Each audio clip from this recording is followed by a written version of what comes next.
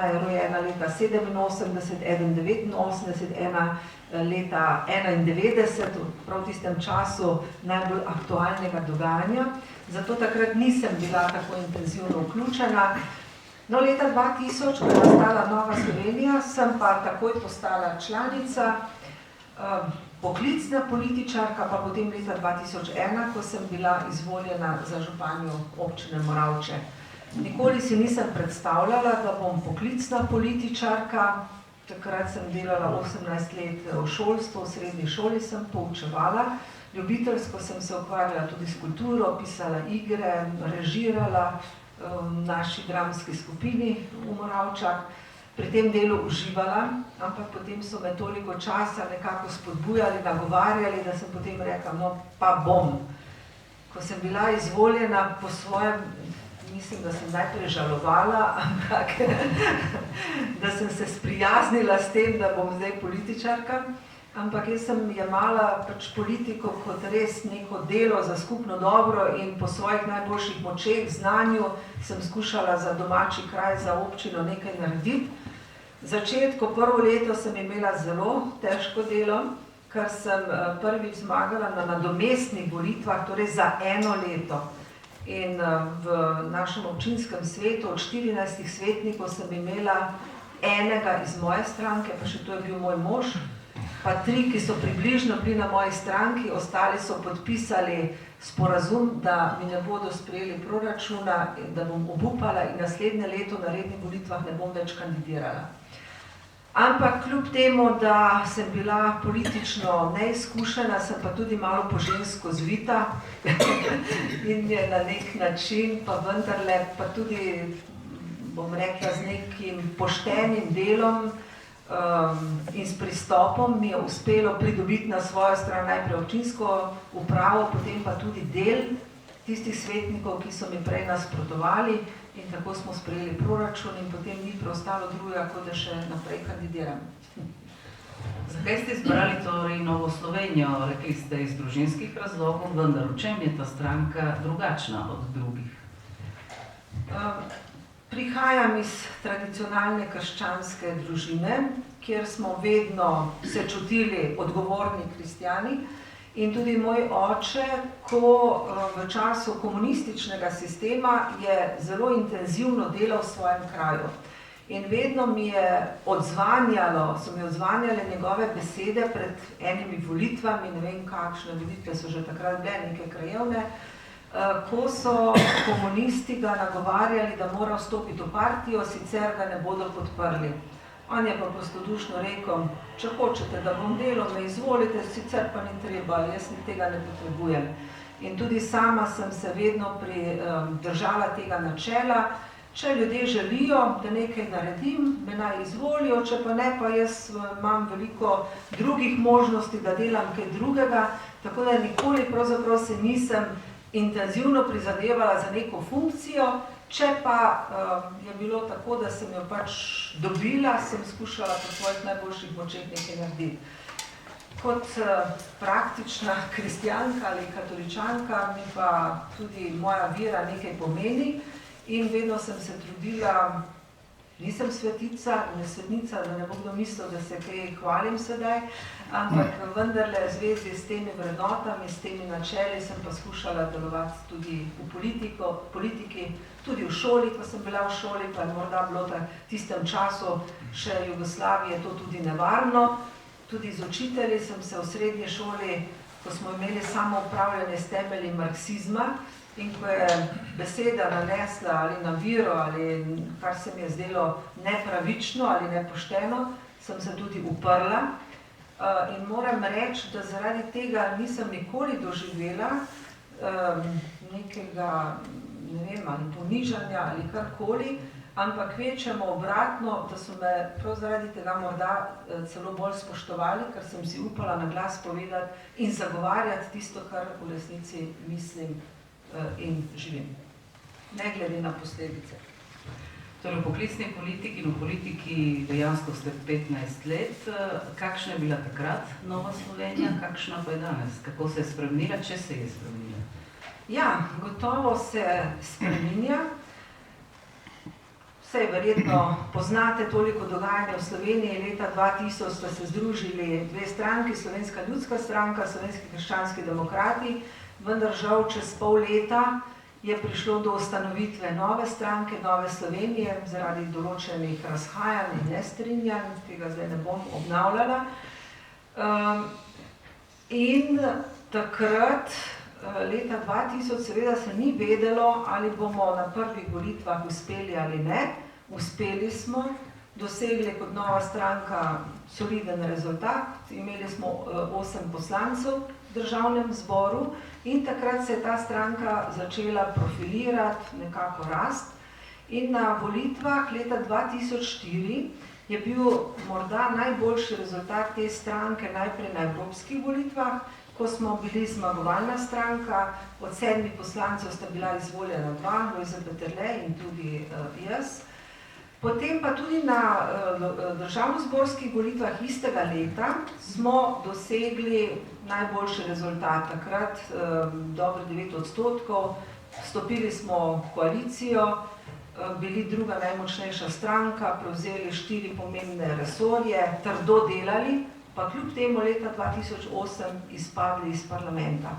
To je bil pa tisti najtežji čas, ko je bilo veliko razočaranja, nezadovoljstva, jeze, tisti, ki so bili morda zaradi določenih interesov, so nekateri tudi odšli. Vendar smo se takrat odločali, ali zapustiti oziroma ne delovati več naprej, ali si prizadevati za vrnitev v parlament. In ko so mi začeli pregovarjati, ne, jaz prevzamem stranko vsej do takrat, do rednega kongresa, mi seveda ni bilo lahko, jaz sem bila takrat evropska poslanka, bolj odsotna kot prisotna v Sloveniji, ob sebi, meni je bilo pa kar nekaj mladih.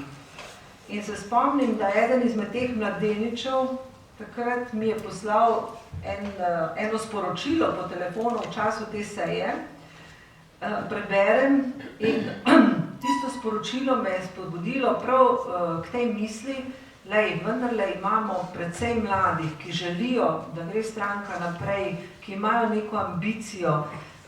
Tukaj nas je kar nekaj, ki želimo, da krščanska demokracija v Sloveniji obstane. Reka, prav, pa bom poskusila narediti, kar bo v mojih močeh. In tako sem se odločila, potem da prevzamem začasno vodenje, potem se je to potrdilo tudi na kongresu in tako pač delamo po najboljših močeh. Seveda pa od tega vzpona do izpada in ponovnega povratka, torej to je tako zelo različno dogajanje, tudi različna čustva do tega, da smo čutili spet ponovno rast, pa spet, bom rekla, tudi neprijatelj nikoli ne počiva, kot včasih pravijo, do nekih nasprotovanj, uničevanj, če tako rečem, naše opcije, pa vendar hkrati tudi trdne odločitve, da krščanska demokracija v Sloveniji mora obstati, da smo mi tisti nosilci krščanske demokracije in da bomo po naših močeh naredili vse, kar je v naših močeh.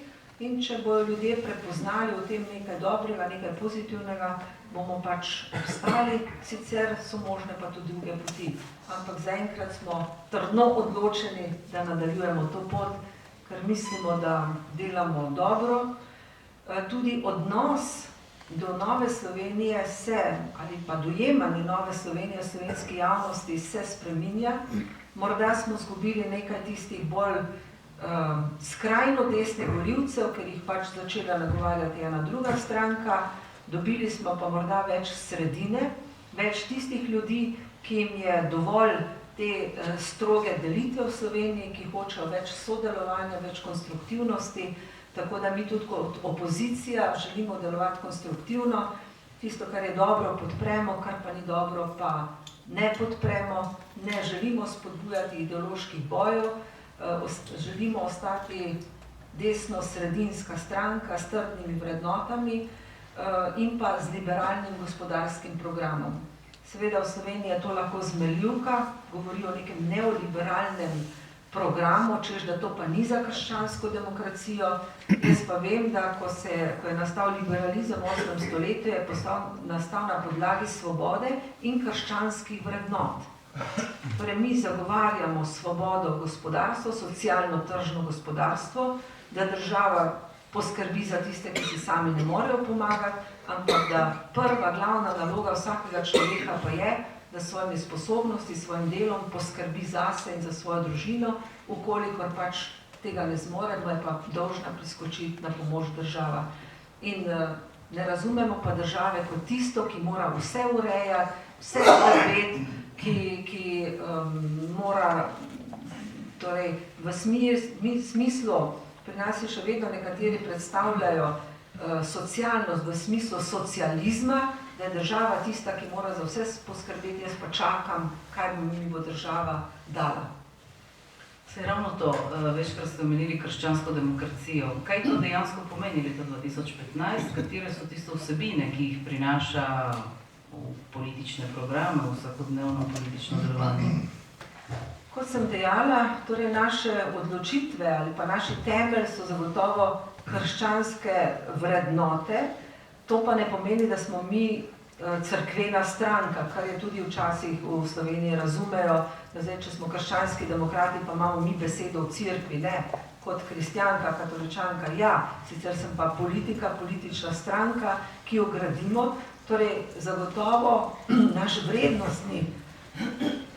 vrednostni sistem temelji na vrednotah krščanstva, naše delovanje pa je zavzemanje za državo, ki v osnovi pripravlja za vse enake možnosti, da pa ljudje s svojo ustvarjalnostjo, svojimi talenti, svojimi sposobnostmi pa lahko ustvarjajo, delajo, država jim pa mora za to omogočati primerne okoliščine.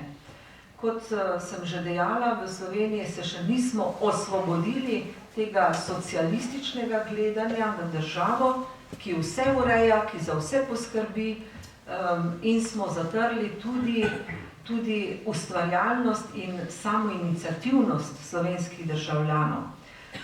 Čutimo tudi posledice tega, da v komunističnem sistemu podjetniki, obrtniki, veliki kmetje so bili velikokrat gledani kot nasprotniki države, ki jim je treba vse vzeti, vse pobrati, kot da moramo biti vsi enako revni. Komunizem ni dopuščal, da bi nekateri postali bogatejši zaradi svojega dela. In sindikati naši, lahko rečemo, da do neke mere tako delujejo še sedaj in tako delujejo tudi nekateri v tem času, ko govorimo o privatizaciji državnega premoženja, ker enostavno želijo, da državno premoženje mora ostati v rokah države, vsi pa vemo, da premoženje je veliko bolje upravljeno, če je tvoja lastnina, kot pa če je to državna lastnina. In upravljavci slovenskega državnega premoženja oziroma podjetij so bili zelo slabi. Poglejmo samo banke, kakšno luknjo so naredili v bankah, zato ni nihče odgovarjal še zaenkrat. Potem podjetja so šla v stečaj oziroma se jim je vrednost nenehno zmanjševala. In tudi sedaj nekateri lobiji enostavno in nekatere stranke, ki so bile dolgo časa na oblasti, so svoje ljudi nastavljali v ta podjetja in na ta način imeli tudi dotok denarja in sedaj, ko je treba to privatizirati, zato da država se ne bo znašla ponovno v takih škripcih, temu nasprotujejo. Najbolj zaradi privatizacije Telekoma, ki je bil največja molzna krava za nekatere lobije, ali pa bankomat, pravimo, kamor so hodili po denar. In strašljiv je podatek, da še leta 2008 je na primer Slovenski Telekom bil vreden 2,6 milijarde evrov, leta 2015 pa samo 1,1 milijarda evrov. Torej, upravljanje je bilo očitno zelo slabo. Po drugi strani pa tudi ta državna podjetja potrebujejo dokapitalizacijo, ker se ne razvijajo, donosnost je okrog 1%, mi pa hkrati smo zadolženi že 80% BDP-ja. Letno bomo plačali zdaj že milijardo 100 milijonov samo obresti zato je še kako smiselno, da podjetja prodamo, zmanjšujemo dolg, čeprav ne moramo ga s tem poplačati in hkrati privabimo tuje vlagatelje. Ker v Sloveniji je premalo domačega denarja, tisti, ki ga imajo, bodisi, da so ga spravili v kakšne davčne oaze ali ga skrili, ali ga pa ni, imamo pa še vedno preveč birokratskih ovir, prevelike obdavčitve in zaradi tega nam ne uspe privabiti tudi tujega kapitala, kar bi pomenilo nova delovna mesta, zagon gospodarstva in tako naprej. Gremo na politično aktualnost ali še malo Novi Sloveniji? Ker ima še eno vprašanje o katoličanih v družbi, ker katoličani v Sloveniji, tudi pri nas v glavnem, so demonizirani v politiki kot tisti, ki zavirajo razvoj civilne družbe, so proti splavu, proti istospolnim porokam in tako naprej. Kakšno je to stanje duha glede katoličana v politiki? Ja, na splošno javnost v Sloveniji je še vedno precej napirjena ali nastrojena proti katoliški cerkvi, tudi proti kristjanom do neke mere. Seveda to je spet posledica naše zgodovine in komunizma, ko smo bili kristjani drugorazredni državljani, tako da to se še zagotovo pozna. No, en tak pozitiven znak tudi za Slovenijo je zagotovo izvolitev tega papeža, ki je prinesel nekaj novega, ki govori tudi tako, da je tudi tiste, ki niso najbolj verni, jih navdušuje, navdihuje. Tako da to je tudi za nas, krščanske politike, nek pozitiven signal. Veste, da imamo v Sloveniji tudi probleme, mariborska škofija, bankrot, da se te stvari šele rešujejo. Tudi to je pripomoglo k tem slabemu vtisu o katoliški cerkvi v Sloveniji, o kristjanih. Zdaj imamo novega nadškofa v Ljubljani, ki ga tudi javnost zelo pozitivno ocenjuje in seveda upamo, da bo tudi odnos do cerkve se s tem nekoliko spremenil v pozitivno smer. Kaj pa pomen in vloga Andreja Bajuka? Kaj je pomenil za vašo stranko in kaj pomeni še danes ta lik? No, gospod Andrej Bajuk je bil povabljen v Slovenijo kot finančni strokovnjak, kar je dejansko tudi bil. In kot takšen je zagotovo se zelo izkazal.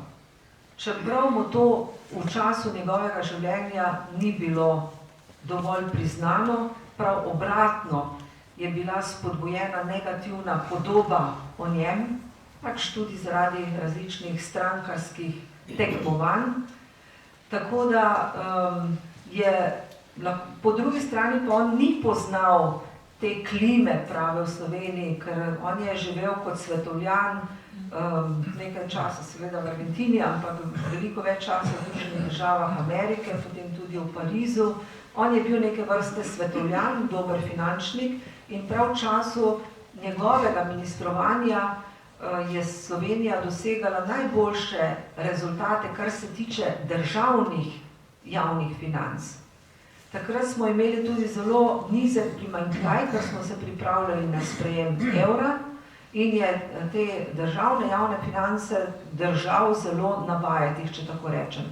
Vendar v tistem času je bila tudi visoka gospodarska rast in po drugi strani so se tudi podjetja precej zadolževala, ampak kot finančni minister tega ne more, ne sme preprečevati, zato mu nekateri očitajo, ja, po tistem času so se pa podjetja zadolževala. Kot finančni minister tega ni mogel preprečiti, medtem ko državne finance so bile pa takrat izredno v dobrem stanju. No in tudi ta slovenski odnos do Argentine, do slovenskih političnih izseljencev je bil precej negativen in to so mu kar naprej lepili na obraz, če tako rečem. In zato je imel neko slabo medijsko podobo, tudi strokovnega vidika neupravičeno. To so znali nekateri tudi dobro izrabiti, to potencirati, ker se je pa tudi rejtingi stranke v anketah so se vedno nižali, zato je tudi članstvo postalo nezadovoljno.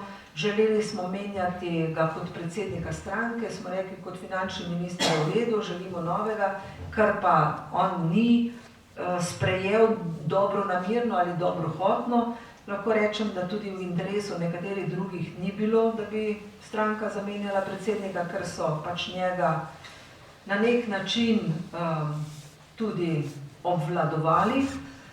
Tako da, ko je stranka izpadla iz parlamenta, je on doživel zelo veliko razočaranje in tudi kasneje lahko rečemo, da se ni najbolje pobral v tem razočaranju, ker je on kot strokovnjak prišel z neko veliko željo Slovenijo pomagati in je on prinesel veliko znanja z tega finančnega področja, po drugi strani pa je bil kot politik in predsednik stranke pa neuspešen. Zakaj se Nova Slovenija suče tam vedno okoli 4, 5, 6%, njen potencial, njen domet bi lahko bil bistveno višji? Kje ne uspe ta predor?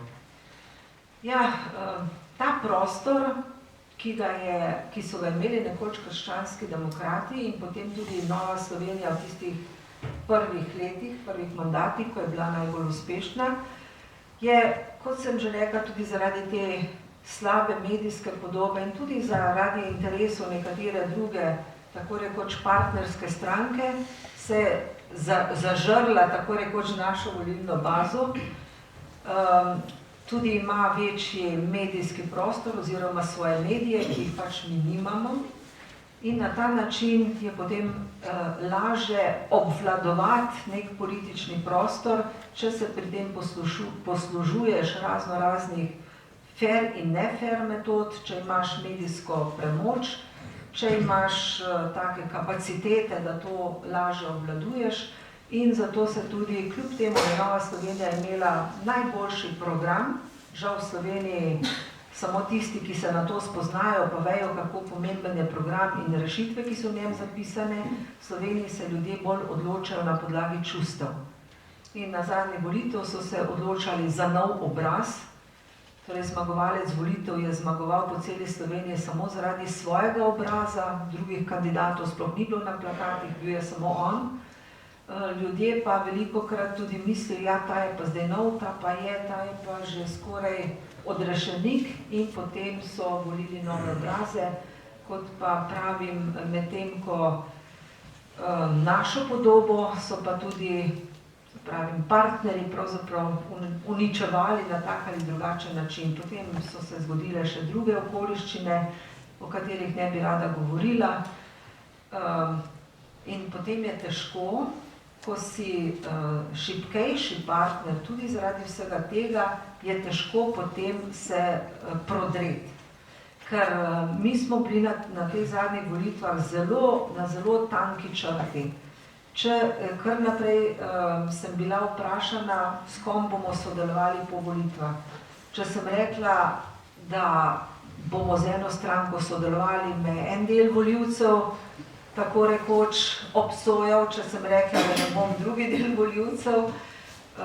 Čeprav osebno, tudi sama tako iskreno mislim, da te delitve levi in desni so v Sloveniji vendar so tudi na obeh polih spodbujene za to, da določene stranke lažje obvladujejo svojo volilno bazo.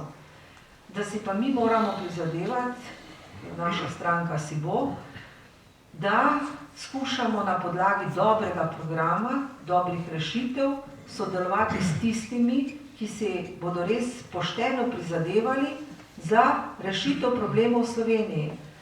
Ne glede na levo ali desno, ampak tisti, ki hočejo nekaj narediti za Slovenijo.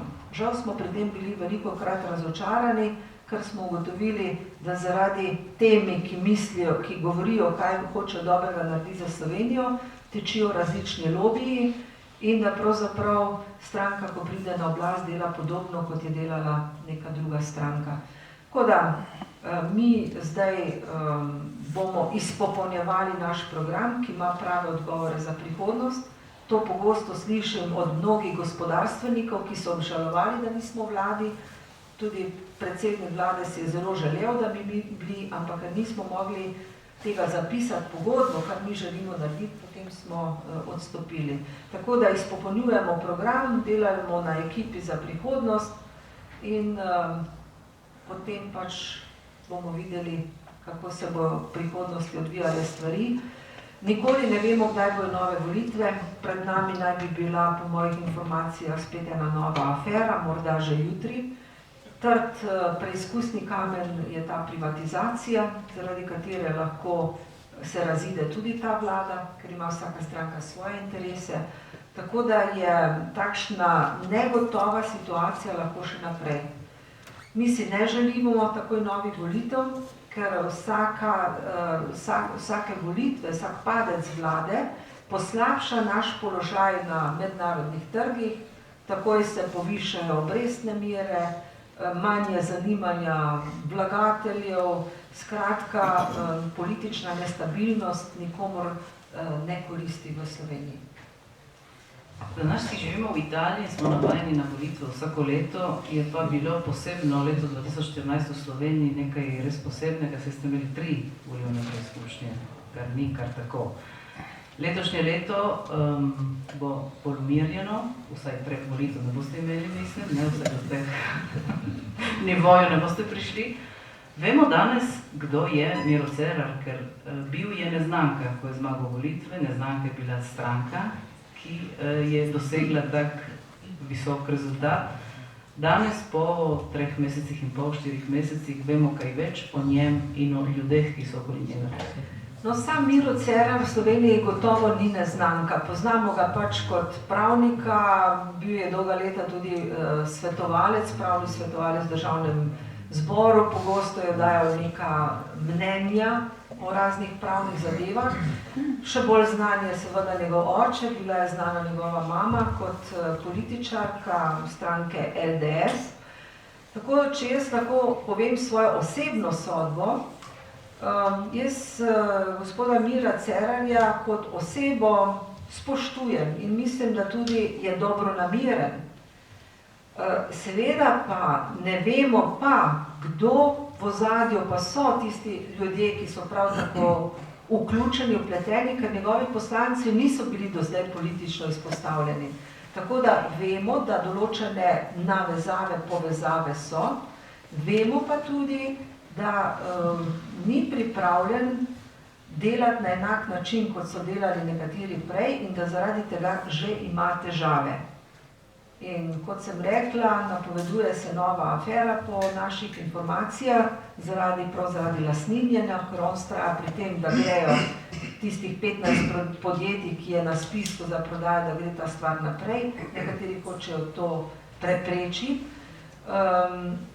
Je pa tako, ne, po eni strani, sem rekla, jaz ga cenim, spoštujem kot človeka, vendar se pozna, da pa politično pa ni izkušen. In tudi stranka, on je sicer to mrežo delal kar precej časa in to svojo podobo, on je predaval po Sloveniji o vrednotah, medtem ko političnega programa pa ni imel izdelanega. In kar smo mu mi očitali takrat, ko smo se pogajali za vstop v koalicijo, je bil to, da ni izdelan program, da mi želimo trdno koalicijsko pogodbo, kjer bo zapisano vse in potem lahko koalicija samo tisto uresničuje in se ne more več kregati. Vendar ta njegov koalicijski sporazum je precej ohlapen, torej rešitve, reforme niso bile dodelane in tudi sedaj se kaže po 4 mesecih vladanja, da pravzaprav ni bilo storjenih še nobenih pomembnih reform, potez, z dolgoročnimi posledicami, da se stvari odvijajo sorazmerno počasi. Zato tudi v času, če ima neka stranka program izdelan, če je trdna koalicijska pogodba, ga lahko začne takoj izvajati in to je pomembno, da ga začne izvajati takrat, ko je vlada na vrhuncu moči, to je pa takoj po volitvah. Ker takoj, ko začneš delati neke spremembe, vleči poteze, ki niso najbolj priljubljene, začneš padati. No? in zdaj mora izvajati pa nepriljubljene poteze, ko je pa treba tudi jemati, ker pač denarja ni, in zaradi tega se tudi priljubljeno znižuje. Ni dovolj naredil na zmanjševanju javne porabe in pa premalo na reformah, ki bi spodbujale gospodarstvo, da bi bil pa pritok denarja več. To je to, kar mu mi očitamo. Nekateri politični komentatorji, kar je eden od leitmotivov, ki je v slovenski politiki že vrsto let, o novi stranki v desni sredini. Nekateri politični komentatorji pa Cerarja dajejo v desno sredino. Takaj mi treba nove stranke na desni sredini, saj že Cerar je to. No, Cerar se je opredelil, da niso ne levi in ne desni. Tudi kar se ideološkega delovanja, koliko zdaj spremljam, se to kaže, da ne želi biti ne levi, ne desni. Vemo pa, da njegova politična preteklost, oziroma ne njegova, ampak njegove mame, recimo, ki je bila trdno opredeljena, ali pa tudi nekateri, ki so mu pomagali postavljati stranko, je pa bila vendarle leva sredina. Tako da ta vlada je dejansko levosredinska vlada, zato si je želel, da bi tudi Nova Slovenija bila tista, ki bi delala mavrično koalicijo, pa pač žal ni uspelo. Lahko pa moje osebno dojemanje te stranke v parlamentu je pa takšno, da pa če pogledam posamezne poslance, zdaj pač nažalost še ni bilo dosti možnosti za debato, pa vendarle je višji nivo, kot če pogledam neko predhodnico, ki je bila ravno tako največja stranka v parlamentu, in nivo njihovih debat ali pa nivo teh poslancev se razlikuje. Bo privatiziran? Ja, on je nazadnje v intervjuju v ponedeljek je rekel, da bo vztrajal pri privatizaciji teh podjetij. Vemo, da se dogaja znotraj SD-ja, ker so imeli kongres, tam so bili nekateri nezadovoljni, ker SD, torej Socialni demokrati, imajo močno konkurenco v Združeni listi, Združeni levici, ki je pa skrajna levica, populistična, zato tudi oni izgubljajo. In tisti, ki so še tisti trdi levičari, zahtevajo, da pač mora ta stranka zdaj po kongresu novo politiko izvaja, zato je ta člen, torej SD, trenutno najbolj vprašljiv, kaj bodo naredili v prihodnosti. Pa tudi kot stranka, ki je dolgo časa v slovenskem političnem prostoru, tudi veliko časa na oblasti, ima tudi svoje mreže razpredene tudi v teh državnih podjetjih, zato je z te strani pričakovati največ težav. Medtem ko Desus zaenkrat trdi, da bodo vztrajali na tej poti privatizacije, ampak moje izkušnje so take, da kamor se nagiblje ali pa nagne javno mnenje, tja se nagne Desus, zato so pa vse vladah. Kaj pa bi povedali o ministrski ekipi? Danes so njeni obrisi malo bolje razpoznavni, mislim, tudi ministri so bili v nekaterih primerih prav neznani. Ja, te nekatere ministre je predsednik vlade dolgo časa iskal, se veste, minister za gospodarstvo, ki naj bi imel izredno pomembno vlogo, ga dolgo časa nismo imeli, oziroma so se nekateri po enem tednu že zamenjali.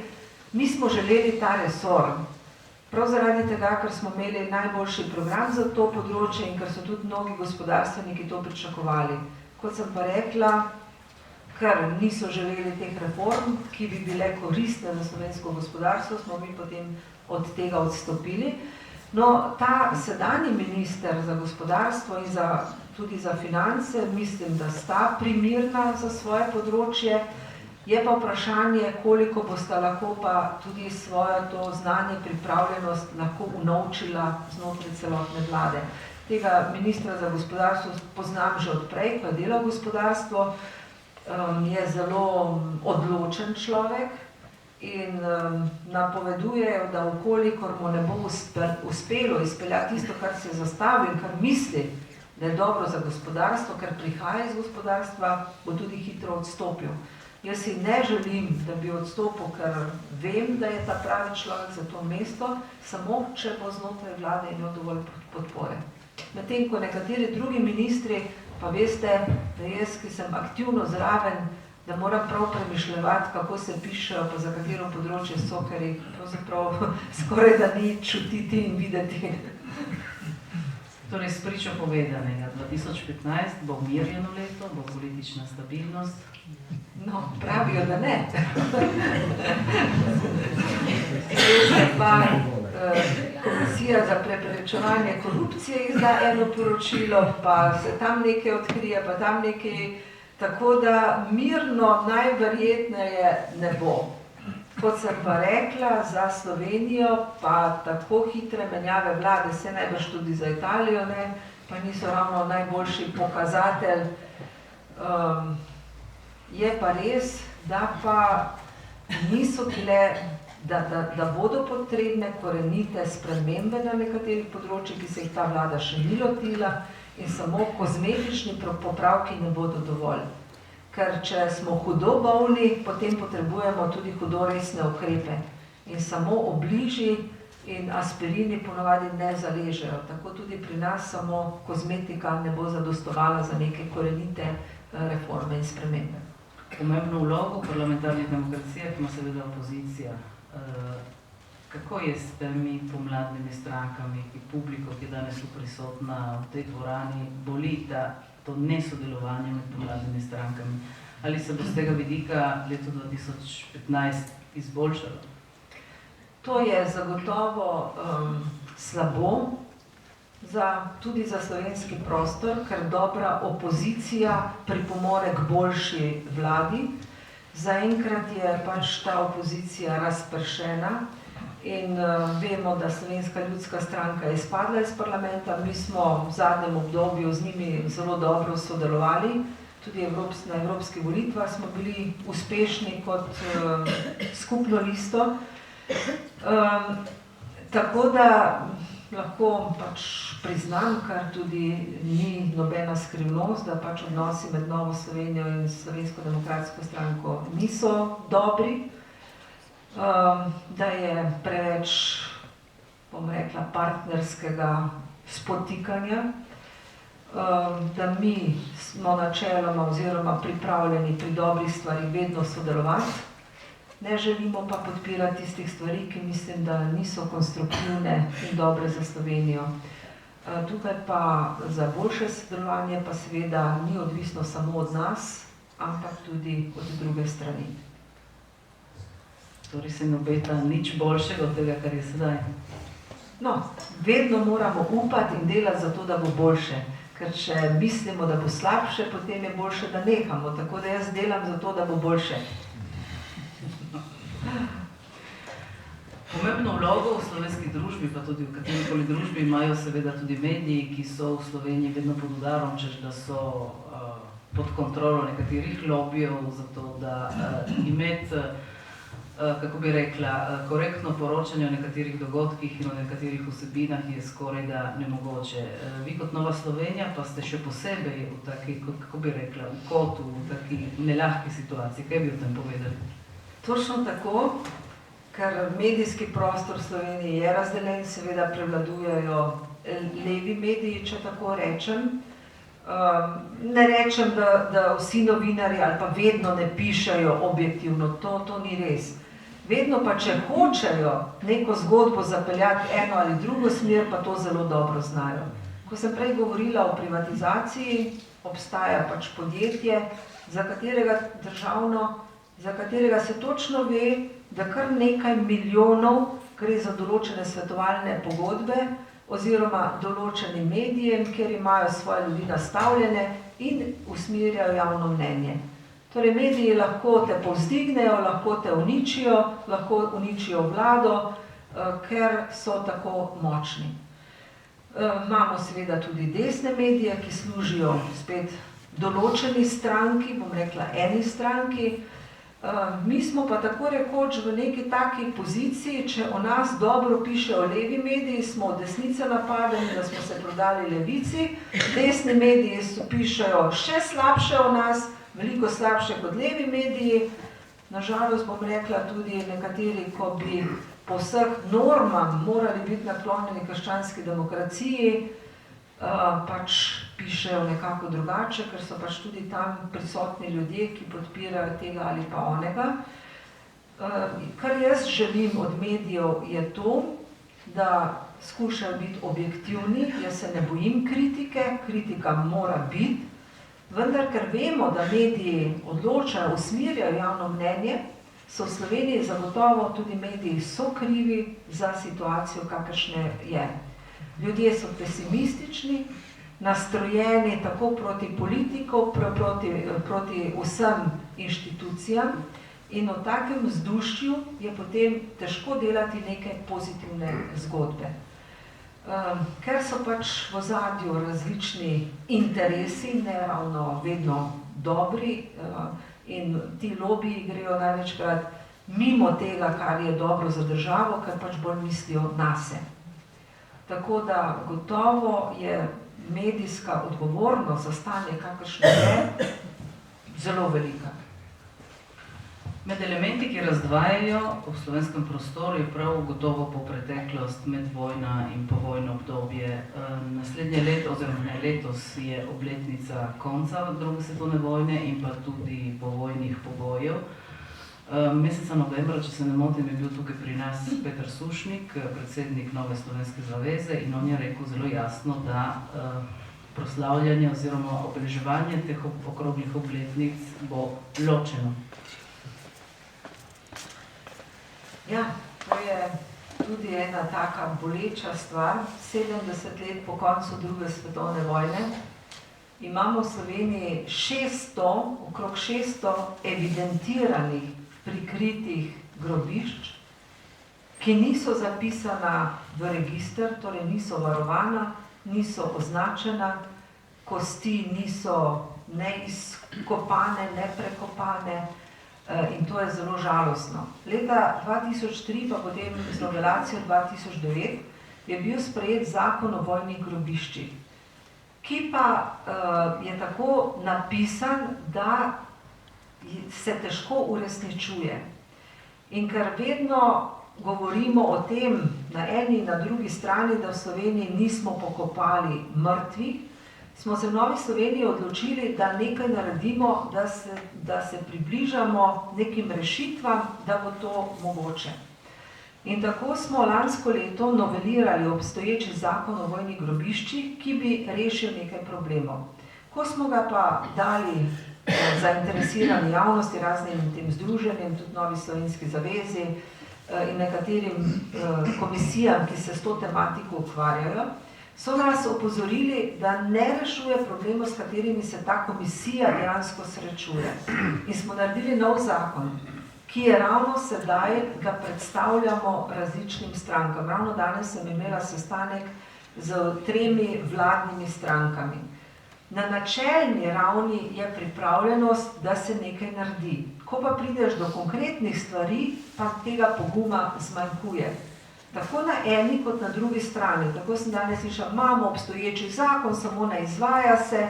In sem povedala, da tisti, ki ga izvajajo, pravijo, da je pač nemogoče, da je treba in je bilo treba toliko popravkov narediti, da smo raje novega naredili.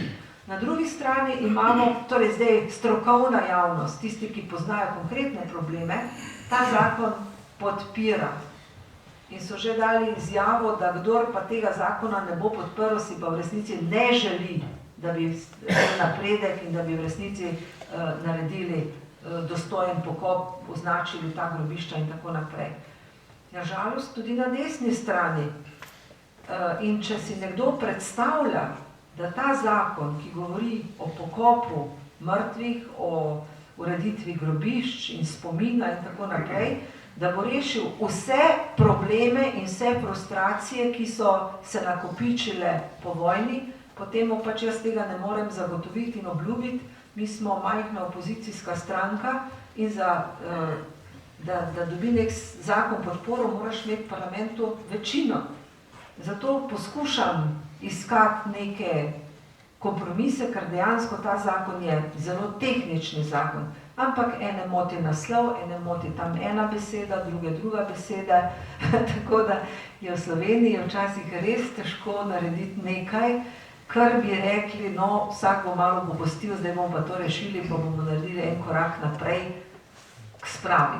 Čeprav, jaz pravim, da mrtvi so se že spravili, mi, tisti, ki živimo, ne znamo tega narediti, ampak mi smo se odločili, da gremo stvarjo naprej, želimo, da bi to bilo sprejeto s čim več konsenza, da ne bi z našimi razpravami teh mrtvih še enkrat ubili, pa tudi njihovih svojcev, ampak da bi en korak naprej v tem pa vendarle naredili, kot sem rekla, 600 grobišč, samo eno je po novem zapisano v register, če pa ni zapisano v register, pa ni ne varovano, ne v nobenih prostorskih aktih, seveda nihče ne skrbi za to, priče vsak dan umirajo in nažalost potem bo stvar še naprej neurejena, ampak 70 let po vojni je pa skrajni čas, da se nekaj zgodi. Tako da mi si bomo iskreno prizadevali naprej, kam bomo pa prišli, se bo pa videlo. Od spravne slovesnosti, ki je bila v Kočevskem Rogu, takrat, ko ste si segli v roke nadškof Šuštar in Kučan, je bilo narejenih kaj korakov naprej, po vašem mnenju, mislim konkretnih ali pa ne, smo še vedno tam? No, pravijo, da tista spravna slovesnost, sicer sama po sebi je bila v redu, ampak to, ko sta si segla v roke Kučan in pa škof, nista bila dva prava človeka, ne? Ker škof ni bil predstavnik, je bil predstavnik cerkve, ni bil predstavnik sprtih strani, če tako rečemo, ne? In samo to, če si usežeš v roko, pa potem nič ne narediš, da se ta podoba o tem dogajanju spremeni, da se tudi resnica zapiše v učbenike, da se ne zmerja več z izdajalci, ker vemo, da so tam bili pobiti brez sodbe, nedolžni ljudje, tudi seveda pripadniki domobrancev, različni. Kakorkoli, to je zločin. Med vojnim časom se marsikaj dogaja, če pa pride po vojni do takih povojitev, to je pa zločin, ampak tega pač žal do tega priznanja še vedno ni prišlo, ni zapisano v učbenike tako, kot bi to morali narediti. Šele takrat lahko govorimo potem tudi o neki spravi, ko se jasno pove, da je, kaj je bilo narobe, tudi seveda krivce po imenu se nikakor ne da ugotoviti, ker so arhivi pač uničeni, glede na to, kdo je imel pa kakšne funkcije, pa se seveda marsikaj ve, ampak tega se pač ne želi povedati in obelodati. Toliko o tem sedaj. Ker o tem je ogromno v slovenskih medijih pa je zelo malo o Evropi. V Evropi se piše običajno, koliko služijo evropski parlamentarci, koliko služijo komisarji, kakšne pokojnine imajo in tako naprej. Vi ste bili en mandat v Evropskem parlamentu, to v prvem mandatu, ko so bili izvoljeni slovenski poslanci. Kam plove danes Evropska unija? Kaj se je med tem zgodilo? In drugo vprašanje, ki je s tem povezano, zakaj je tako pošastno nizka volilna udeležba, predvsem na evropskih volitvah v Sloveniji? No, eden izmed razlogov je zagotovo ta, ki ste ga vi prej navedli, ker denar, plače, to je v Sloveniji zelo grozna tema, ne? Fovšija vedno deluje. V času, ko sem bila jaz evropska poslanka, smo imeli slovenski poslanci, evropski, enake plače kot slovenski poslanci v Sloveniji. Da ne govorim, da takrat so imeli pa italijanski evropski poslanci pa precej 1000 evrov več kot pa jaz, ne? Ampak so bili pa poslanci, ne vem, Bolgarije, takrat je bilo še Latvije ali pa ne vem koga, ki so imeli precej manjše plače kot jaz, ampak vsak je bil plačan iz svoje države, zdaj imajo enotno plačo in na račun teh plač in tega je res napisanega veliko slabega. In tudi zaradi tega potem, ker zgleda, kot da imajo samo plače, se hodijo sončič v Bruselj, nič ne delajo, pa lepe plače dobijo. Lahko rečem, da to poslanstvo je po svoje zelo naporno, je tudi odgovorno, ne rečem pa, da si ravno vsak poslanec to plačo zasluži. Tako kot si tudi slovenski poslanec vsak ne zasluži plače. Ko sem sama spoznavala evropske inštitucije, zagotovo je ta ideja o sodelovanju izredno pomembna. In to bomo sedaj čedalje bolj čutili. Poglejte, največji problem, ki ga bo imela Evropa prihodnosti, bo zagotovo mir. Ampak včasih so se evropski narodi med sabo vojskovali in borili in je bilo veliko mrtvih, sedaj vemo, da bo največja nevarnost terorizem. In skupnimi močmi mogoče bo prav ta tema Evropo spet bolj povezala, pa tudi gospodarstvo. Kar jaz očitam Evropi, je preveč birokracije, to je zagotovo.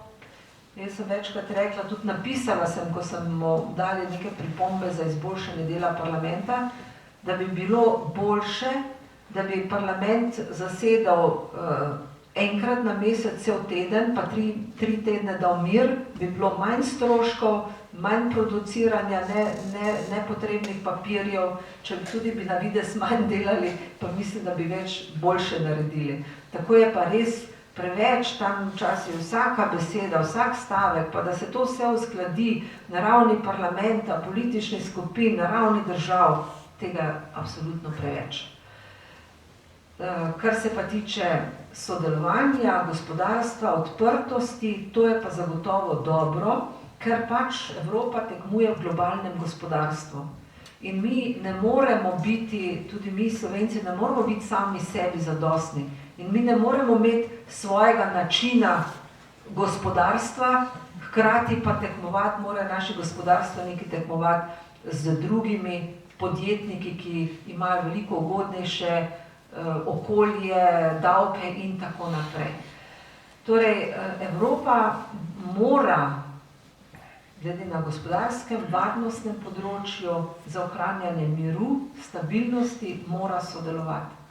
Na kakšen način, to pa seveda je stvar premisleka, prepričana sem, da pa birokratske ovire in vse to bi pa morala bistveno poenostaviti.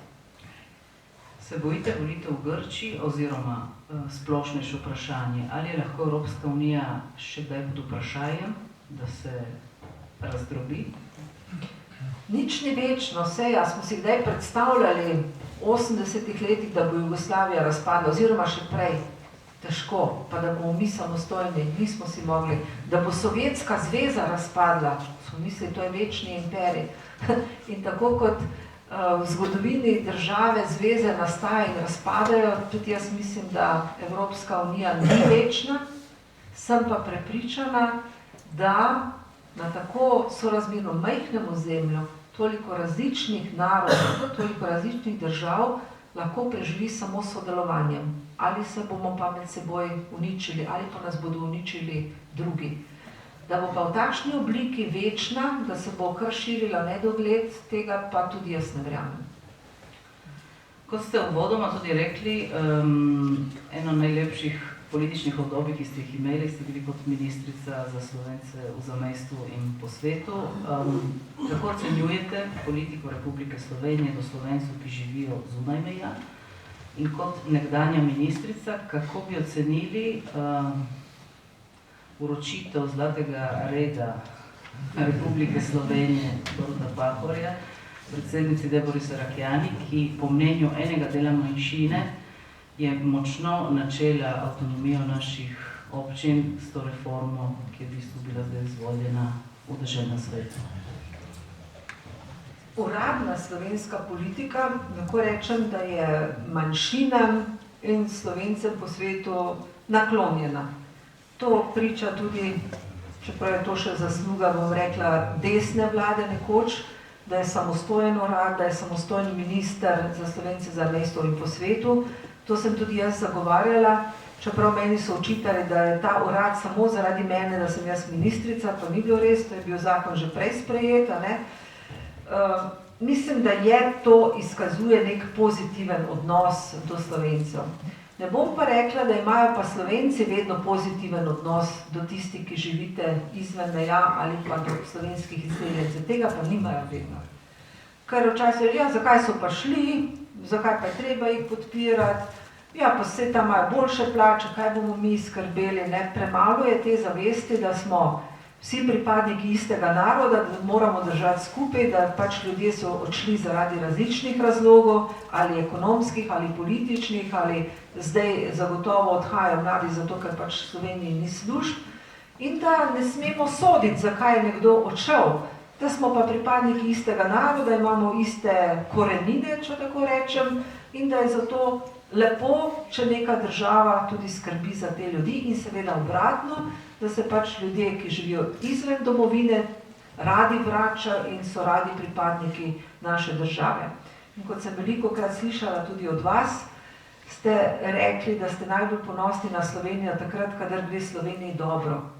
Kadar nima nekaj škandalov, kadar gre dobro. Tudi jaz sem takrat najbolj ponosna, ampak rada imam svojo domovino tudi takrat, ko ji ne gre tako dobro. Pa se moramo truditi, da ji bo šlo boljše. Kar se tiče tega priznanja, jaz moram reči, da sem bila okupirana z mnogimi stvarmi, zato niti nisem vedela, da bo to priznanje podeljeno. Šele par minut pred tem, ko se je to zgodilo, mi moj poslanski kolega, ki je predsednik zunanje političnega odbora, pokaže vabilo, da ga je predsednik Pahor povabil na podelitev, če jaz to žensko poznam.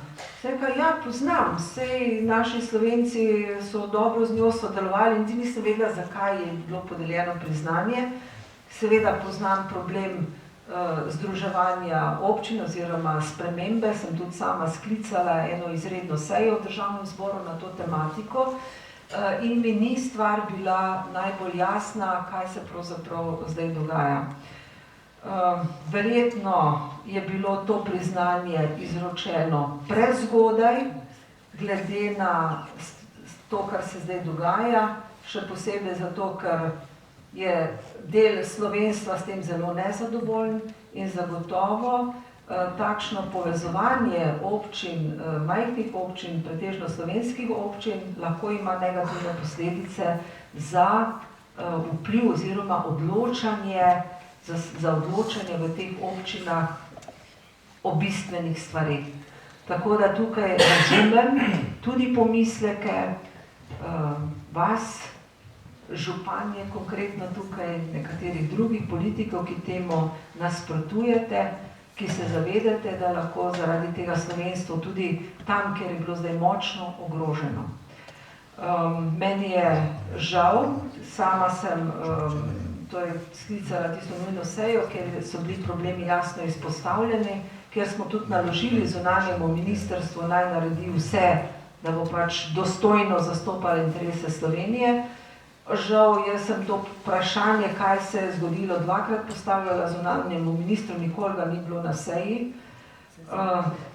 Žal pa se tudi pogosto to dogaja, da pač tako kot Slovenci v Sloveniji nismo enotni, žal tudi tukaj vedno niste in na koncu to tako nam škoduje, kot tudi vam škoduje. To se nam pa žal prevečkrat dogaja, da smo ob tako pomembnih vprašanjih razdeljeni.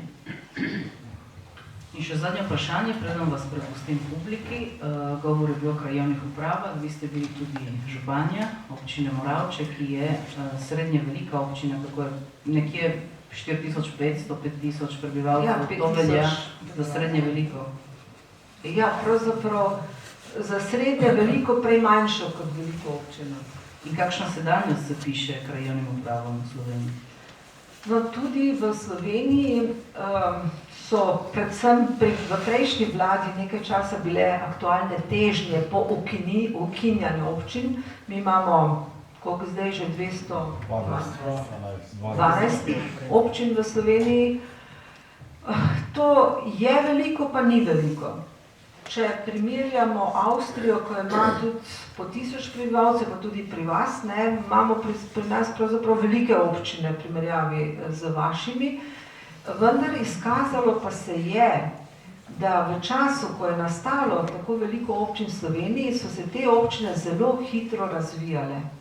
In to je najbolj enakomeren razvoj države. Jaz sem sama bila prej eni najbogatejših občin, občini Domžale. Leta 1994, ko je bila ta sprememba lokalne samouprave, je iz te občine nastalo več občin. Prej, kljub temu, da smo bili največji, v zelo bogati občini, Moj kraj ni od tega imel skoraj nič. Razvijal se je center, obrobje je bilo pozabljeno in tako je bilo marsikje. S tem pa, ko so nastale te manjše občine, ki so pač dobile tisti denar, ki jim pripada in niso bile odvisne od centra, ki milostno deli ali pa jemlje, so se tudi slovenske občine zelo hitro in dobro in enakomerno razvijale. In to zdaj, ko pravijo, v Sloveniji je trenutno ena gospodarska rast, je prav odraz tega koriščenja evropskih sredstev, občinskih projektov in lokalna samouprava v Sloveniji dobro funkcionira. Ob pomanjkanju sredstev pa seveda jim grozi, da jim bo država zmanjšala tiste prilive, ker samo par občin v Sloveniji je samozadostnih, ker pač tudi nimajo prihodkov, ker imamo večino davkov gre državi, ne občinam, in zaradi tega tudi občine pravijo, da jim bojo vzeta prav tista sredstva, ki so jih vlagali v nove investicije. Sama sem prepričana, da za celosten razvoj Slovenije je dobro takšna ureditev, kot jo imamo. Ne rečem, da so čisto vse občine upravičene, ampak dobro, večina pa dobro opravlja svojo funkcijo. Pred kratkim je bil govor tudi o ustanavljanju pokrajin ali regiji. Je zgledalo tik pred zdajci, da bo do tega prišlo in sedaj o tem se ne govori več. To bi bilo dobro, spet tudi zaradi koriščenja evropskih sredstev, ker nažalost se pa za velike projekte ne znajo dovolj dobro velikokrat povezati, tako da ker evropski projekti, mi smo majhna država, evropski projekti tisti pa so ponavadi zelo veliki, ne? In takrat bi pa bilo potrebna večja povezanost in pa regije.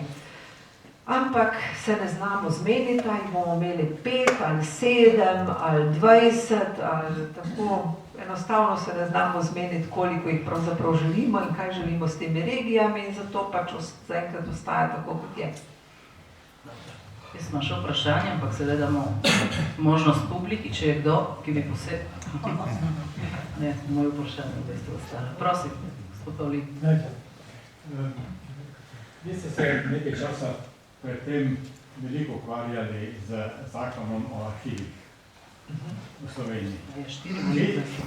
Za razliko od druge opozicije ste podprli ta zakon o arhivih.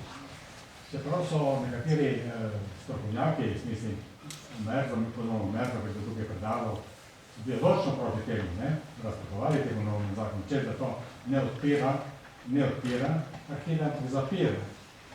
Ker nisem slišal po televiziji, po slovenski televiziji, intervju z enim novinarjem, z nekom, ki se ukvarja s temi arhivi in se ukvarja predvsem z udbo, recimo, ki je tam tudi knjigo zdaj, več knjig je zdalo na to kratke. Vedno, o kom govorite, ja. Ja, in vse ni važno od imene, ampak on je izjavil to, da po tem novem zakonu so arhivi v Beogradu, kjer je on precej poznate te arhive v Beogradu, da so arhivi tudi glede udbe v Beogradu veliko bolj odprti, kot so pa arhivi v Ljubljani. Kako vi pol to opravičujete, to vaš glas temu novemu zakonu, ki, če to drži, zapira arhive, ne pa jih podpira? Veste, to je pa zdaj odvisno od tega, koga poslušate, pa s kakšnim namenom nekdo to govori. Jaz sem članica odbora za kulturo, kjer smo ta zakon obravnavali. Zakon je začel se spreminjati v času predprejšnjega ministra, torej našega ministra, če tako rečem, tudi isti ljudje so ga pripravljali. In recimo prav ta človek, o katerem ste zdaj vi govorili, pa niste povedali imena, pa vem, kdo je predlagal na javni predstavitvi zakona, je predlagal anonimizacijo. To se pravi črtanje tistih osebnih podatkov, ki jih pač varujemo. On je to predlagal. Na odboru za kulturo je prav Nova Slovenija, jaz osebno sem vložila amandma, da to črtamo. Pa tudi ena letnica je bila, ki so jo spreminjali. Nas je predvsem tista letnica zmotila in ker ta amandma vložimo, so prav predstavniki tiste stranke, ki je potem bila proti, zagovarjali, da to pa mora biti v zakonu. Anonimizacija pa mora biti. In so tudi ves čas delali na tem, da bo ta zakon sprejet. Ko je bil zakon sprejet, so se v trenutku odločili drugače, ampak pogledajte, zaradi političnih razlogov in določene politične igre, ne zaradi resnice. Resnica je ta, da nov zakon omogoča odprtje večjih arhivov, ker po novem zakonu so odprti arhivi tudi izvršnega sveta Slovenije, po starem niso bili odprti, odprti so arhivi sindikatov in drugih političnih organizacij, po starem zakonu pa to ni bilo odprto. Kar se pa tiče Udbe, je pa večina arhivov uničenih in jih je še zelo malo. In če gremo naprej, ta anonimizacija velja za navadne državljane. Če medtem ko za raziskovalce, kriminaliste, preiskovalce, preiskovalne komisije, znanstvenike, je pa vse odprto. Torej, ti ljudje, če raziskujejo, preiskujejo, imajo vse odprto in ni nobenega razloga za trditev, da ta zakon arhive zapira. Ampak to je bila ena sama politična manipulacija in tisti, ki imajo močne zvočnike ali pa svoje medije, znajo 100-krat ali pa 10-krat povedati laž, pa potem izgleda, kot da je to resnica.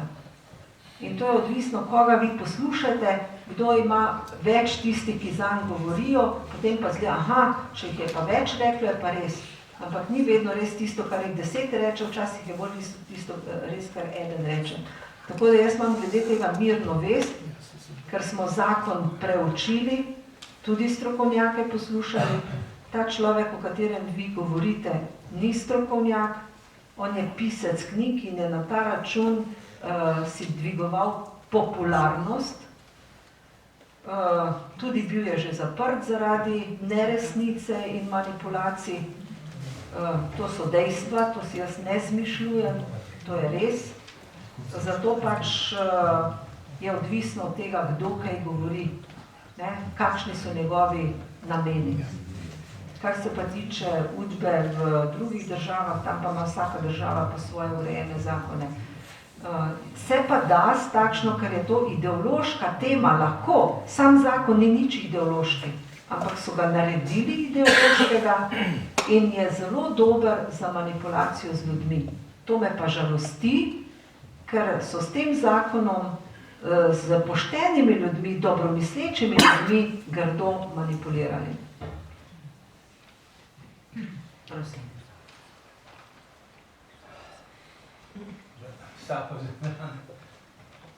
Cenjena gospa Novakova, ni 22.8.2012 sem prijel odgovor na pismo, v katerem sem prosil za pomoč pri izvedeni dizertaciji z vsebine proizvodna struktura za etiko skrbitev in okolja. Prosil sem in zopet prosim za pomoč in pogovor o videnju, vedenju in izvedbi v Republiki Sloveniji za mestom in širše. Sedaj se trudim, da bi v okviru gimnaziji, to se pravi ista tema je Trst, Vipava, Gorici, Celovec, obnovi čudovita zamisel manifesta 2000 skupine Nobelovcev za mir, mir je v naših rokah, kjer bi se mladi učili kritičnega odnosa do vkleščenja človekovega dostojanstva in človeka dostojnega življenja v življenjski vsakdan z izzivom materialnega preživetja za proizvodno strukturo, ki se najprej kleši v naše okolje in zamejstvo. Hvala za pozornost in prosim za pomoč. Torej, če mi tam daje pozitiven odgovor, torej, da bi šli v ta projekt, če se lahko... Kam ste to pisali? Torej, gimnazije bi hotel združiti, da se obnovi projekt, ki so ga Nobelovci načeli in zamrl, mir je v naših rokah. In da bi se torej del napora tega učnega napora, torej pedagoškega napora v smeru v človekovo dostojanstvo in človekovo dostojno življenje v življenju. Torej, to bi moral biti evropski projekt, ampak obenem je pa trud materialna, osnova pa ta proizvodna struktura, za kateri imamo kaj pa te. Komu ste pisali? Da. A meni ste pisali? Ja. Takrat, ko sem bila ministrica, čeprav razumem. Ministrica za mesto. No, ampak zdaj ponavljam to, torej, če bi uspelo, se lahko na vas obrnemo.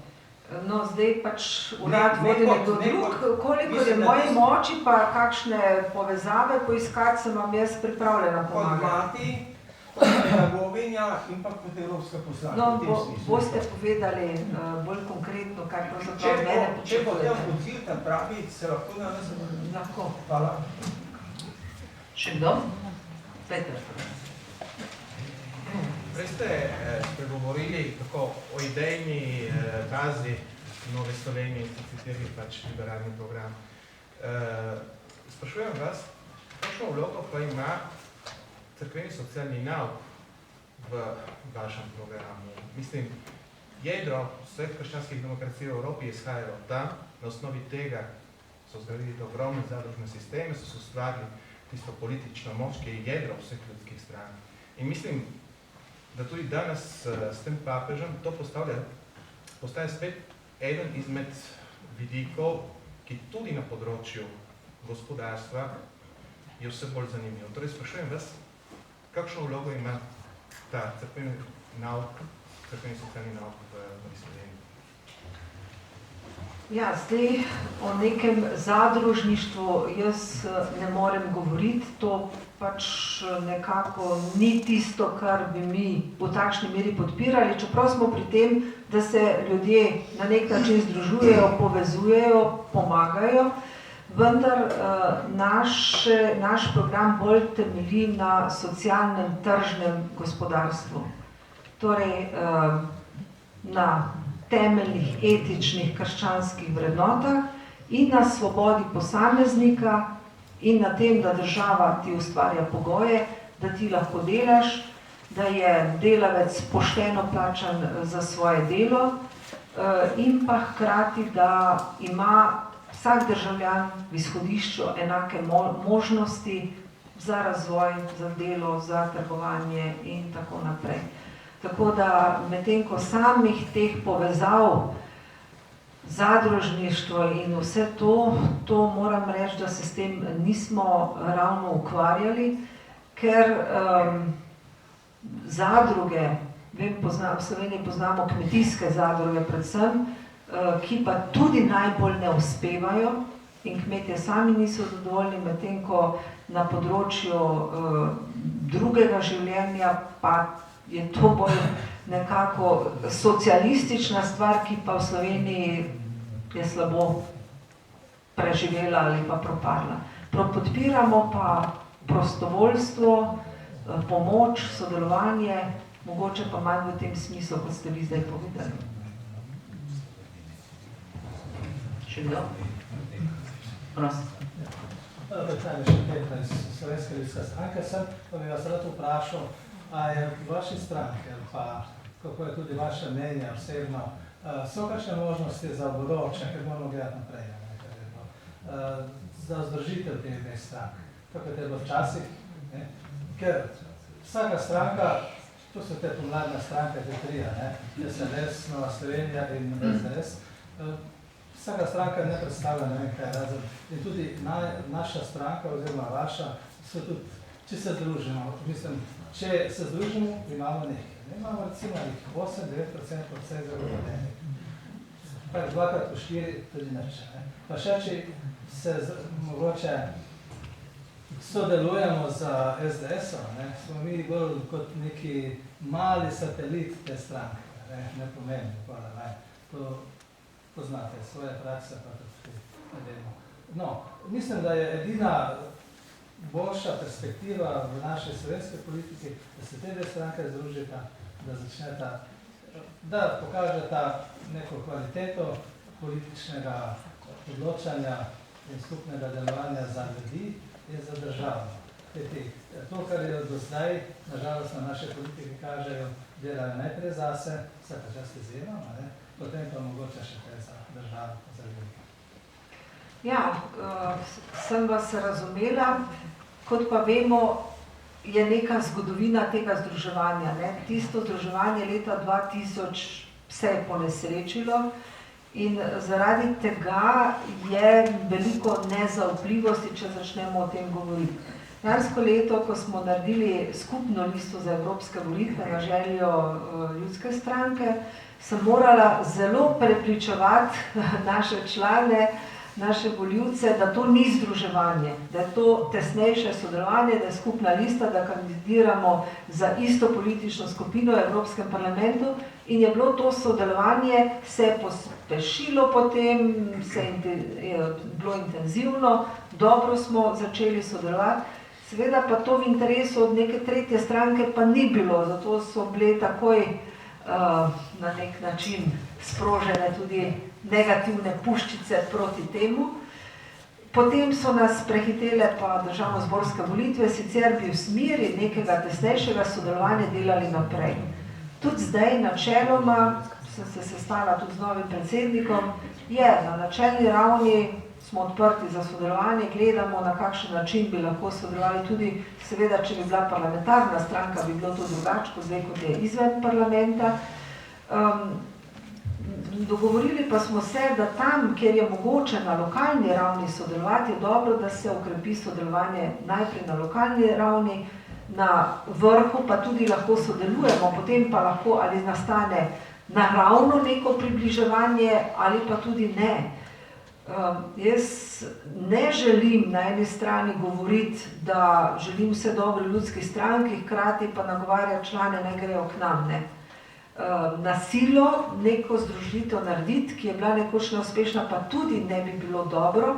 Zato mislim, da je dobro, da tudi nekoliko damo času čas, pa bo pokazal, ali se ljudska stranka lahko sama vrne, pa na ta način bolj intenzivno sodelujemo, ali pride tudi do pretoka članstva, če tako rečem, in neke notranje, tesnejše povezave. Ker dejansko nagovarjamo iste volivce. Delno. Delno. Če bi se to povezalo, bilo. Je hkrati treba te volivce vzgajati. Ja. Tako da ne bo vsak samo na svoje stran gledal, pa imamo pa 10 strani, namesto mogoče 2-3, ker je realno možne in tudi nerotvorne. Hvala. Simon? Ja, samo dve zelo lahki vprašanji. Kaj se vam zdi, mislim, ali je Alenka Bratušek pogorela, kar jaz upam, pod svojem samo imenovanju v Evropski parlament, in ali je delo sodnika Masleše pravično, prav, mislim, kako po vašem mnenju, tako bih na kratko dve besede, če lahko povem. Ja, s kandidaturo za Evropsko komisarko je Alenka Bratušek zagotovo pogorela, ne.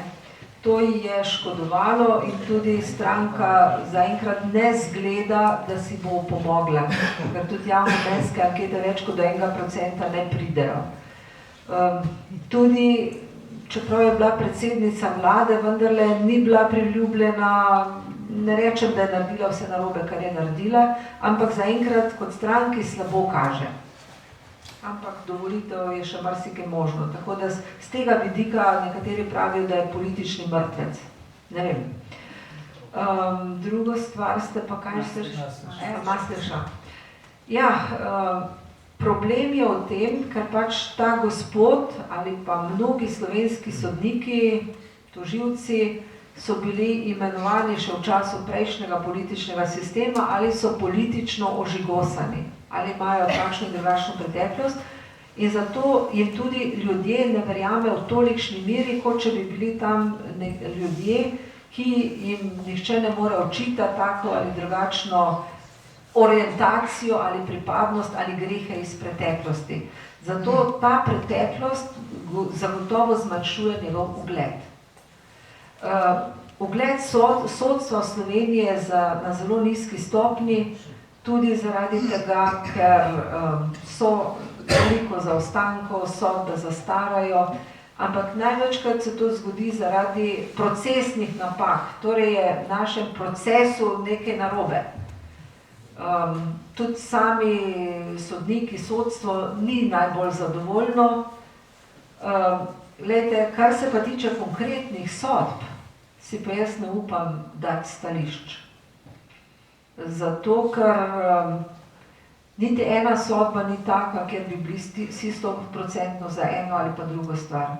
Če se je neka stvar zgodila na 3 stopnjah sodišč, Jaz si ne upam reči, da je vse narobe. Ne vem pa tudi, če je vse prav.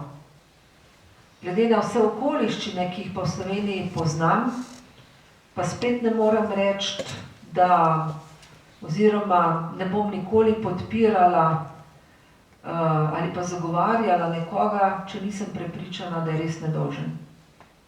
Če ste me hoteli to vprašati. Še kdo? Prej na koncu. Jaz bi pa vprašal glede igralništva. Torej, v preteklosti je bila Nova Slovenija edina stranka, ki se je opredelila proti širitvi igralništva. Posebno takrat, ko je grozila pač Lici, ameriška največja igralnica. A se lahko tudi v prihodnje zanesemo na to, da se to ni spremenilo, da se ne bo v Novi Sloveniji spremenilo? Hvala. No, hvala za to vprašanje. Čeprav smo mi zaradi igralništva morda izgubili zelo veliko glasov. Ampak Nova Slovenija ni bila nikoli za igralništvo, bili smo pa v vladi, kjer smo imeli finančnega ministra, ki je moral uresničevati interese neke druge stranke, kasirali smo pa mi seveda v negativnem smislu. In ko smo mi javno poudarjali, da smo mi proti širitvi igralništva, mislim, da je pa to tudi pripomoglo k temu, da ta projekt ni šel naprej. Ker mi kot druga največja koalicijska stranka smo se uprli temu in smo bili proti, medtem ko mnogi ljudje pa še vedno dojemajo, ja, minister Bajuk je pripravljal te zakone, on je bil za. Mi nismo bili za. In tudi zdaj nismo za. Gospod Nemec, prosim. No ja, bom rekel, ta komentar ni to moje vprašanje. Mimo grede, proti 1500 avtomatom, ko je bila vlada proti, so jih privatniki istočasno postavili 1500, pa niso investirali na milijardo. Jaz vam to komentiram, ker sem oče tega programa bil na hit. Ampak nisem to hotel vprašati. Hotel sem vas vprašati nekaj drugega, ravno časa Bajuka in vašega programa. Obdavčitev neke plače, poleg 38%, ki gre za socialne prispevke, bruto plače, smo zelo hitro na 41% obdavčitev. 1500 evrov, pa smo še tako. To, kar ste vi predlagali, kar pravzaprav leva opcija, da bi že pred vami predlagali, je pa niženje obdavčitev davkov na dobiček, oziroma, kar je Bajuk upeljal, celularno 25% obdavčenja vsega kapitala. Z drugimi besedami, če imam jaz milijone dividendov ali pa 100 000 na mesec, se obdavčam 25%. Če imam pa 1500 plače na mesec, sem že 41%. To je razlog, da so reveži vedno večji reveži in da bomo vedno več malih plač, vedno več razlike. Moram pa reči, da je to evropski problem in da se je Bajuk kopiral evropski problem, pa ne se samo bolj zaostren, ker smo v visokih procentih že zelo spodaj. Torej, tu v davčnem sistemu je bila potrebna temeljita reorganizacija in vam po pravici povem, kar zdaj tudi pišem, če od plač vzamete 38% za pokojninsko in zdravstveno zavarovanje, je dosti. Dohodnine do 3-4 evrov nič. Potem je pa treba obdavčiti pa premoženje. Če moja plača ni obdavčena, 20 evrov, potem je lahko obdavčena hiša, pa avto, ali recimo jahta, pa letalo, pa steroidna. Še nekaj vam povem, ker to pišem. Reforma Marije Terezije je danes bila revolucionarna. Marija Terezija je rekla, ali delate polje ali ne, boste plačali dohodnino. 250 let tega je bila to velikanska reforma, ko je bilo 90% dohodnina. Danes pa mi sprašujemo, ali je nekdo oddal stanovanje, na Hrvaškem vikend ali ne, če ga ni oddal, ni dolžen nič. Marija Terezija 250 let nazaj bi vam rekla, mene briga, če ste ga oddali. Meni boste plačali, kot da ste oddali. Dohodnino imate in boste plačali. To bi prineslo seveda ekonomsko kategorijo, da se vsi obnašamo ekonomsko. Če sem jaz tak velik luksus, da si privoščim, da ne oddajam svoje letalo, bom plačal za luksus. Sicer pa mora to biti v funkciji tudi moje letalo, jahta, ekonomija. tu mislim, da bi lahko napravili zelo velik premik, ravno vi, ker na vse to, kar sem vas poslušal, skoraj tudi, če bi bil vaš nasprotnik, vam skoraj ne bi imel kaj očitati, razen tega programa, ki pa ni revolucionaren. Torej, mi pa potrebujemo cela Evropa. In vi, glede na to, kar sem vas poslušal, bi lahko tu napravili velik preboj in bi pridobili seveda množice zvolitev. Tisti, ki imajo 1000 evrov. Štajerski primer se zelo preprosto reši. Teh v Avstriji. Če vi odpravite za 1000 evrov dohodnino in isti denar namenite za penzije, to se pravi povečate 7% prispevke za penzije, država, jaz ne bom nič dobil, vsi bomo imeli enake plače, kot da zdaj samo, namesto da gre dohodnina v budžet in potem 1,5 milijarde v penzije, bi šlo direktno v penzije in vi bi do 1000 evrov na mesec ne bili obdavčeni in 400.000 ljudi gor, ki delajo v Avstriji, bi bili rešeni. Ker Avstrija do 11.000 na leto, torej skoraj tudi ne obdavčuje. No, hočem reči, tu sem bil malo dolg, se upravičujem, ampak se vam hotel malo izzivati. Ne vem, če je Pezdir vaš svetovalec programa, on je liberalc, jaz se strinjam z vašo liberalnostjo na programu, ki ste jo prej omenjala, ne pa na plačah. Ker tu je še zmeraj, tu nismo na varianti Frančiška, ampak smo na varianti divjega kapitalizma, ne? Obdavčitev revežev in nebogatih. Ma to ni samo slovenski problem, je cel evropski problem, zato zgubimo delovno mesto. Oprostite za mojo intervencijo. No, zdaj povedali ste, da je Marija Terezija bila pametna ženska, ki je mnoge ukrepe uvedla, ki še zdaj veljajo. Jaz jo velikokrat citiram o tem, da je ona imela tam na dvoru kmeta, ki je preizkušal, če je zakon razumel, pa tudi, kolikor vem, je ona najprej v eni regiji testirala nekaj let zakon, če je deloval, potem je šel naprej, mi pa imamo skozi nove zakone, pa en slabši kot drugi, nič ne funkcionira. To, kar ste zdaj vi finančno razložili, jaz se ne upam z vami zdaj kregati, zato ker jaz nisem finančni strokovnjak, smo pa mi izrecno napisali eno izmed naših načel nizki davki. Ker mi smo prepričani, da z nižjimi davki, pa več davkoplačevalci ima država več koristi. Tako da in večja neto plača in manjši prispevki in manjše obdavčitve bi zvišale, zvečale srednji sloj in bile zagotovo boljša rešitev, kot pa vedno novi davki, gospodarstvo pa malo crknilo od tega. Ja, ampak nižji davki na dobiček so reševali tajkune. Ko sem jaz odkupil neko podjetje, pa se fajn zadolžil, hočem ga izčrpati z dobičkem, ker moram banki vračati. Ta dobiček, ki ga jaz poberem, mora biti čim manj obdavčen. Bil 25, Levica je šla na 17, vi ste hoteli pomagati še na 15. To je bila popolnoma zgrešena smer. Dobiček mora iti na 30, če ga izplačate. Če ga popustite podjetju, pa ga ne obdavčen. S tem pa pomagate delovnim mestom. Če ga povzamete ven. Tajkuni so pa rabili vendar. Zato, hvala Bogu, niste bili sprejeti v koalicijo, ampak jaz vam povem, da je to sreča. Hvala, gospod. Menjam.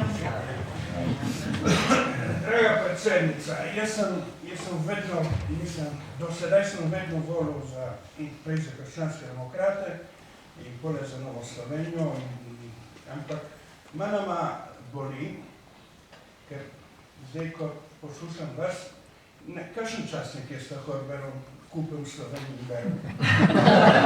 To je vprašanje časnik. Časnik.si. Časnik, ja. Ne, in eno stvar, ker nismo se tukaj dotikali, je, mislim, ker je eden tih problemov, je Janša. Kot ni moč si izbirati, ženo si dokor izbiraš, tašču ni moč, ne? Mislim, da mi, Nova Slovenija, zares smo v takšni situaciji, ne? Jaz razumem, da se lahko bila posebna tudi zamera in tisto, ampak mislim, če ne se podere, ker mi italijanskem svetu manjšina voljavu je dobila 91, ko Slovenija se je samosvojila. In naprej, ko je gospodarsko zareč, ker poprej se nas meni, da smo boje revčki. Ampak, ko smo dokazali, logično, zdaj dokažemo, da smo enaki tudi v mafijskih poslih, v kriminalnih in izgubljeno. Ker, dobro, se ne bijemo vsi za maze ali za slovenski šport. Za slovensko politiko je težko. Verjamete, da je tudi slovenski politik ni težko. Še eno, glede tistih časih si in ti razi tam je zareči za primiti in preč proč računalnik. Groza. Kaj vse piše po tistih svinjarih, mislim, zareči svinjarija, to je dobro misleno. Ja, strinjam se, če pa beremo te forume, meni so otroci prepovedali jih brati, pa je za zdravje boljše, da jih ne berem, ne? In tam je pa toliko klevetanja in javno ti lahko vsak napiše čisto vse in ves svet lahko to bere. Če bi jaz zdaj vam rekla, da ste ne vem kaj, me lahko greste tožiti, zgubim, plačam. Tam po forumih pa cel svet lahko o meni bere največje svinjarije in laži, pa ne morem nič narediti, ne? Tako da res ta kultura ali pa kriza vrednot ali pa razpad vrednot je močno prisoten. In ne vem, kaj ne naredimo. Pravijo, da če spreminjaš svet, moraš začeti pri sebi.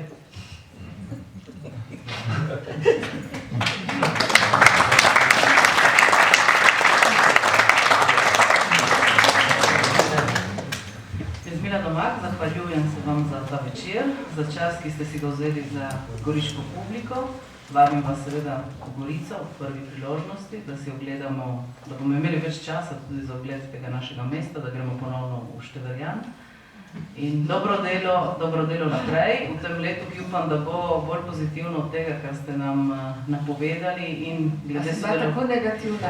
Ja, pozitivna niste bili ravno, recimo. In tudi več ironije bi bilo potrebne v tej slovenski politiki. Naučite se, Italija je šla, mislim, v drugi ekstrem, ker je že kabaret, ampak ene zdrave ironije, take bolj sproščene, da, mislim, se soočaš, diskutiraš, ampak potem, da si ne tako na smrt se užališ in si se več ne... No, to se pa trudi. Publiki se zahvaljujem za ta večer. Julči, zaključiti. Torej, jaz vabim tudi seveda in obveščam, da je na voljo tukaj spredaj še knjiga, ki govori o Ljudmili Novak. Izdalo ga je Inštitut dr. Janeza Evangelista Kreka z naslovom Ljudmila Novak, očet drugih, in mislim, da bo gospa Ljudmila tukaj pripravljena tudi podpisati knjigo, za tistega, ki jo bo kupil. Napoved, naslednji teden se spet srečamo tukaj, v četrtek. Naš gost bo znana zamejska osebnost, in sicer Stojan Spetič, pričar, senator, častnikar, član Kasandrove komisije in paritetnega odbora, in nam bo malo podal svoje mnenje o stanju v zamejstvu. Tako da ste vsi vabljeni ob 20.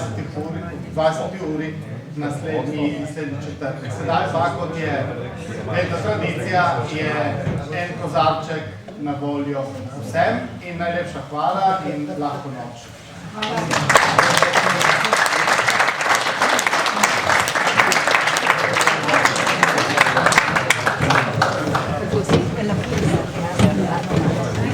Thank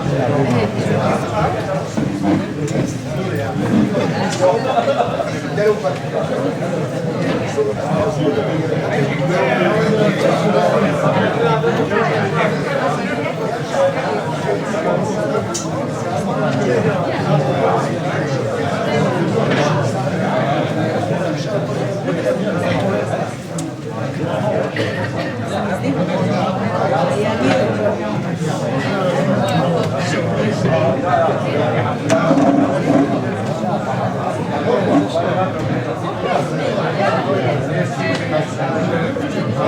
Ja,